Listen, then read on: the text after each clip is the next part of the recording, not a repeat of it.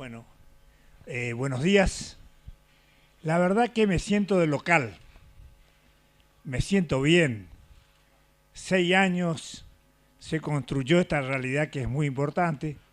Me recuerdo a Carlos Llano, a Marcelo Brear, gente que trabajó en Noguera, que estuvo acá, la gente de la sociedad rural, construyeron juntos esta realidad.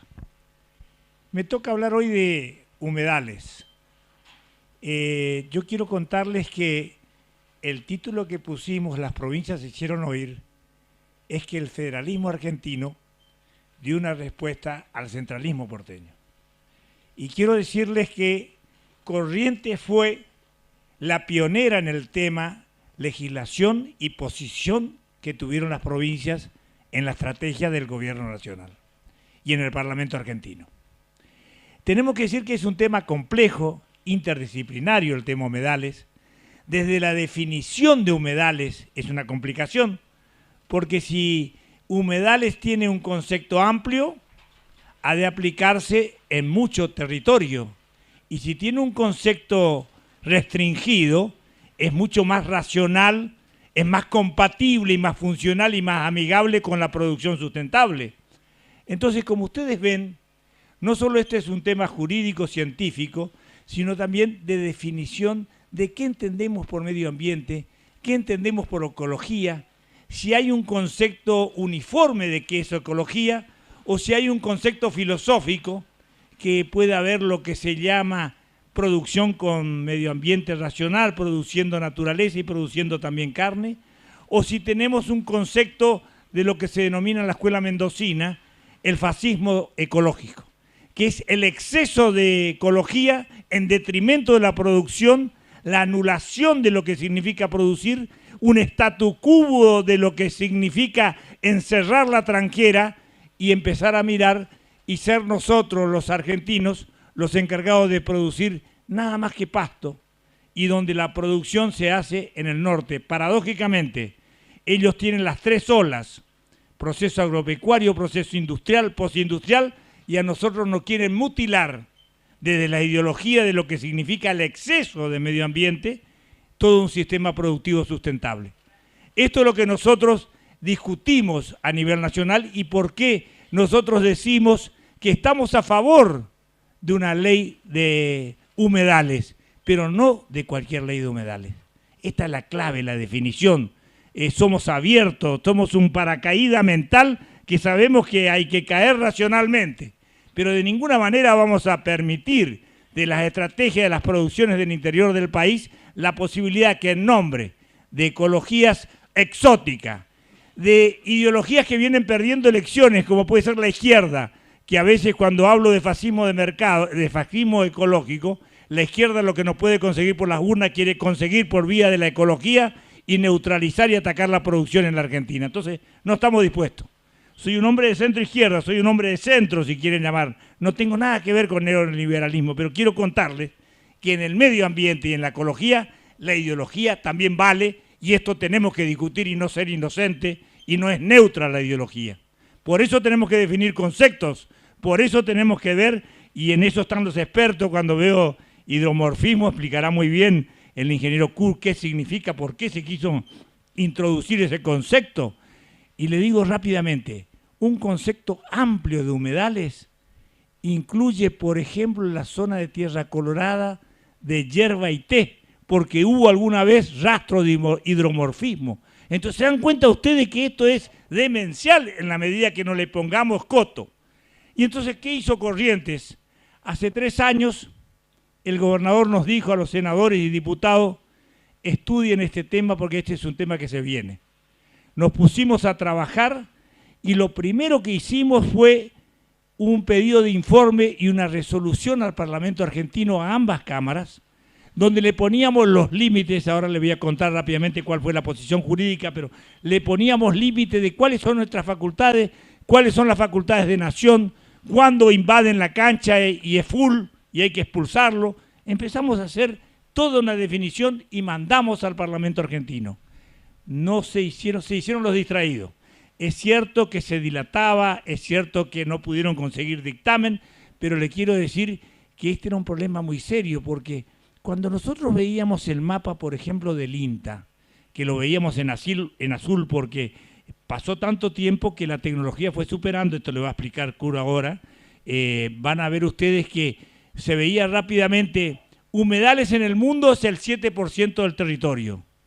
Humedales en la Argentina, decían algunas universidades, el 20% de la Argentina. Humedales, el INTA decía con la tecnología anterior, entre el 10 y el 14%, o 12 y 14% del territorio argentino. Y van a ver ustedes que con la nueva tecnología, y ahora le van a explicar, y el estudio que hizo el INTA a nivel nacional, es el 9,8% lo que se determinó. Ahora, el problema es, ese es el promedio nacional.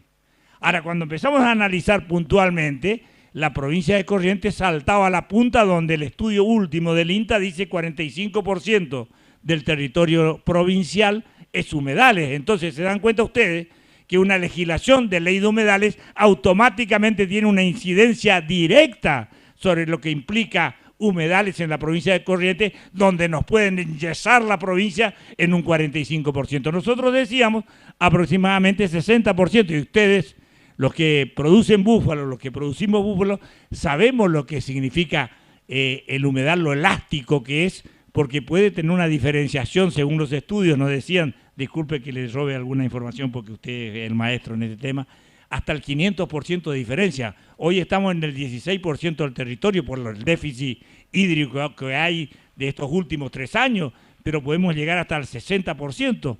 Entonces se dan cuenta ustedes que definir estas cosas son muy complejas, hay que ser muy inteligente y fundamentalmente porque hace más de 300 años venimos trabajando con el bovino, ahora con el búfalo hace muchos años, y se dan cuenta que pudimos mantener muy seriamente los trabajos. El anterior expositor nos explicó cómo se maneja, está el de recursos naturales, forestales, perdón, que va a explicar el tema de la ley de fuego, y van a ver ustedes cómo se confunden. Entonces, cuando hay incendio, cuando hay seca y aparecen 8.000 focos de incendio en la provincia de Corrientes y en el delta aparece fuego, la gente confundida, más los trabajos que hacen de ideología, identifican automáticamente fuego es porque hay ausencia de ley de humedales y creen que mágicamente va dictando una ley de humedales, automáticamente no hay más fuego. Y no se dan cuenta que son paralelos, son independientes. Les doy un solo ejemplo antes de entrar al tema central de la definición jurídica. La experiencia que tuvimos de los 8.000 incendios, focos de incendio que hubo en Corrientes de mediados de enero a marzo, mayo si ustedes quieren, se van a dar cuenta que lo primero que se quemó es donde no está el productor. Lo primero que se quemó es donde no había boca de animales. ¿Saben qué fue? Se le quemó al gobierno nacional el Parque Nacional Iberá en Corrientes, que tenían la responsabilidad del 100% de control, donde no estaba la boca, donde no estaba el hombre que incendiaba, sino era el exceso de combustible, que es el exceso de pasto, porque también hay que decir, por no saber manejar el pasto, el exceso de pasto es mayor combustible, mayor riesgo, y está el fenómeno físico que se llama el de combustión natural, que genera su propio fuego, la naturaleza.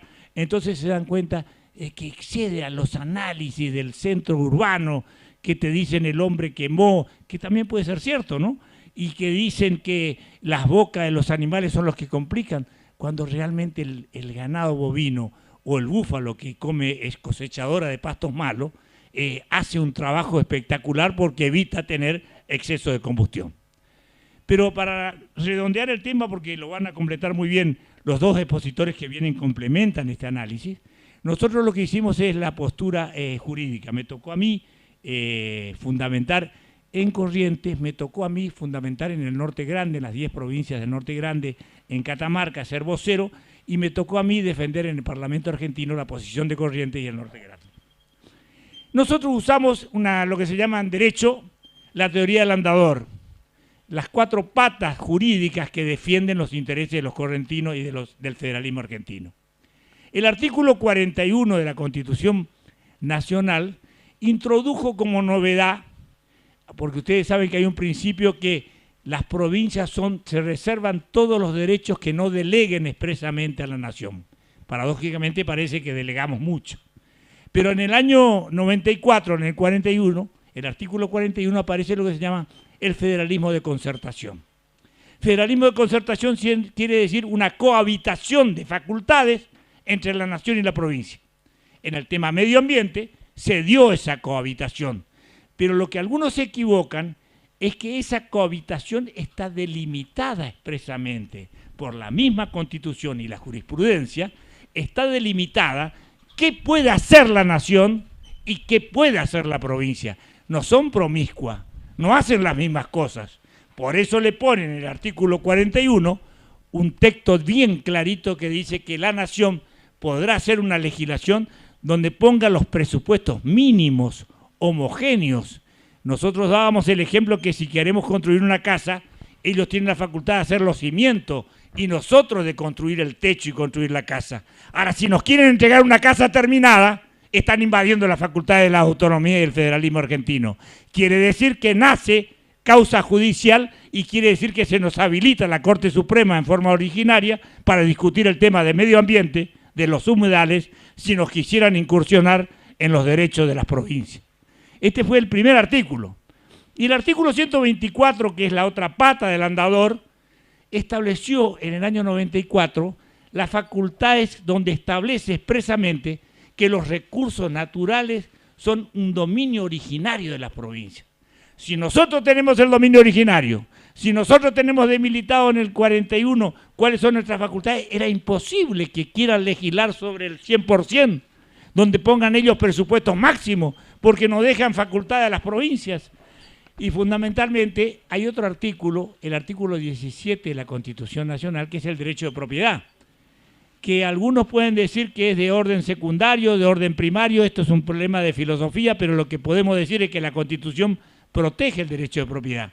Y en el derecho administrativo existen dos clases de expropiación. La Constitución Nacional prevé que la expropiación que se le puede hacer a un particular con fines de utilidad pública, principios superiores, tiene que ser por ley y tiene que hacer la indemnización racional y correspondiente. Pero está lo que se produce acá y lo que nosotros denunciábamos. El derecho administrativo prevé la expropiación indirecta. ¿Cuál es la expropiación indirecta? Es la expropiación cuando el Estado dicta una ley que impide que un productor produzca en nombre de los humedales, en nombre del medio ambiente, y sea de tal magnitud que no te produzca producir. Eso automáticamente implica en el derecho a habilitar la expropiación indirecta a que el Estado te pague el valor de la propiedad si es que quiere hacer medio ambiente. Digo para que se entiendan los problemas potenciales que esto surgía. Y en la última pata del andador es el artículo 28 de la Constitución Nacional, que es un artículo que está dormido, que muchas veces nos usa la gente, pero el artículo 28 es, la Constitución Nacional es para poner límites al poder. Ese fue el logro del liberalismo históricamente, desde la Revolución Francesa, que es la universal, aunque se conoce originariamente en la Revolución Inglesa, ya en 1648, cuando los varones le ponen límite al poder. En eso está el principio de legalidad, que la gente entiende claro que si no hay legalidad no se puede hacer, porque si no es inconstitucional. Pero hay un principio en el artículo 28 que es el principio de razonabilidad. Este principio de razonabilidad es que todos los actos de gobierno, la legislación, el Parlamento argentino, no podrá dictar ninguna ley que no tenga sentido de razonabilidad. Lo que el Tribunal Europeo llama la proporcionalidad en la medida que va a ser los fines que tiene, los medios que tiene, si hay relación entre fines y medios, si no hay más daño que beneficio. Si esto ocurriera, es también inconstitucional. Entonces, los argumentos nosotros basamos en el concepto más restringido, en los 4 puntos del andador, llevamos una resolución al Parlamento del Norte Grande, que son 10 provincias, las 10 provincias del NEA y NOA, fundamentamos en Catamarca, fue unos días antes de la Comisión de Agricultura que se hizo en el Parlamento argentino, y se votó por unanimidad, 120 parlamentarios de las 10 provincias votaron la resolución Corrientes.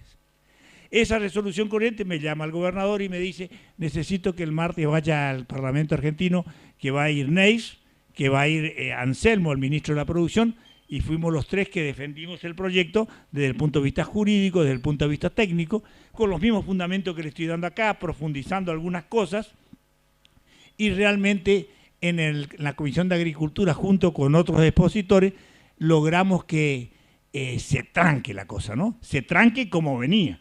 No tenemos problema de discutir una cosa racional. Y al día siguiente, los gobernadores del Norte Grande, 9 gobernadores viajaron a Estados Unidos con el ministro del Interior, Guado de Pedro, y el nuestro gobernador estaba en corriente porque tenía que viajar a Europa, pero con el sistema electrónico, los 10 gobernadores firmaron apoyando la resolución 68 del Norte Grande, pidiendo que no se trate en el Parlamento argentino la ley y ser escuchado previamente. Esto hizo que se bloquee el sistema como venía linealmente. Los legisladores del Norte Grande se alinearon con la resolución 68 y es lo que logramos hasta ahora. Hasta ahora ganamos una batalla. Hasta ahora seguimos trabajando. La provincia de Corrientes tiene una ley de inventario de humedales. Ha trabajado el INTA, el CONICET, NEI, CUR, que le van a explicar ahora el trabajo que se hicieron. Ustedes saben que la provincia está dividida en varias cuencas. La primera que se trabajó es la cuenca de Liberá, ahora le van a explicar muy bien el tema, y después falta que trabajemos las otras cuencas para ir terminando el trabajo, pero quiero decirle que esta batalla que ganamos no es producto de la casualidad, es producto de la causalidad de la decisión política de un gobierno que vio el problema, lo supo resolver y con su caja de herramientas trabajó buscando consenso. Y 8 provincias peronistas del Norte Grande y 2 provincias radical saltamos la grieta y buscamos el consenso para que esto salga bien. Muchas gracias.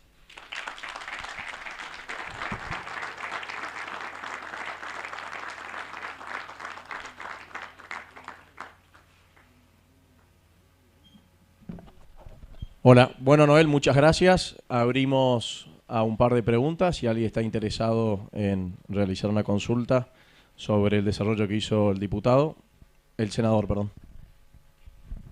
Sí, mi consulta, senadores, ayer se estuvo tratando algo, querían sacar un dictamen de comisión, no sé si llegaron a algo.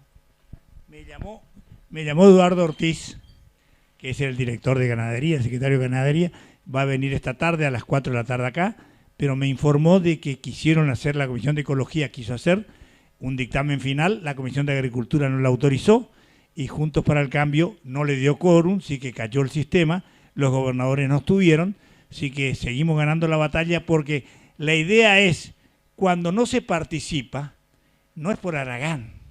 Cuando no se da quórum, no se enojen, porque hay gente que algunos periodistas, tanto de derecha o de izquierda, dicen son haraganes los diputados, no trabajan, no dieron quórum. No, la política no es un problema de trabajo físico, hachero, digo en el buen sentido, sino a veces no participar es beneficiar al conjunto. Es beneficiar al interés productivo, porque lo que nos dan es la posibilidad de la arbitrariedad. Entonces, hay algunos distraídos que por trabajar tanto no votan con la mano, pero sí votan con el culo, porque se van y sientan y dan quórum en detrimento del conjunto de los argentinos.